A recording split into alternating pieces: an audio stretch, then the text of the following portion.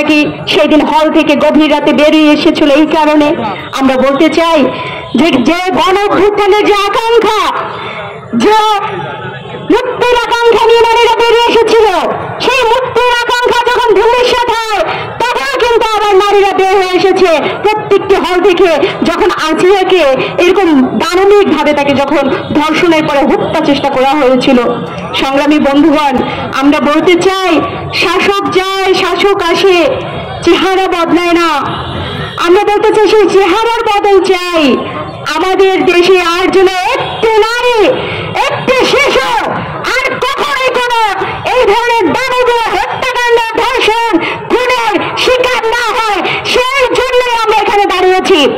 আমরা বলতে চাই যে জুলাইয়ের যে গণ অভ্যুত্থান, সেই গণ অভ্যুত্থানে যারা তার জীবনটা দিয়েছে, সেই গণহত্যার কি বিচার এই বাংলাদেশে হবে না?